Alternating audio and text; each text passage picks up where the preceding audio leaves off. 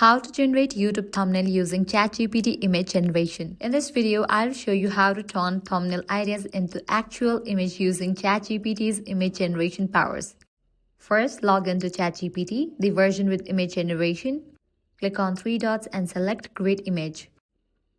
Now provide the prompt. Describe what you want in vivid detail. Just make sure to include the aspect ratio of the YouTube thumbnail or mention the word YouTube thumbnail.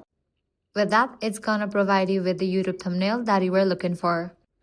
If you want a different vibe, change the prompt. Go darker, softer, anime, fantasy. It's like directing your own art studio. If you want, drop it into Canva or Photoshop, add your title, logo, or your beautiful face. But honestly, the AI does 90% of the heavy lifting.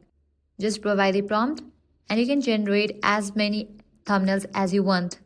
So next time you are stuck staring at a blank canvas, let ChatGPT paint it for you.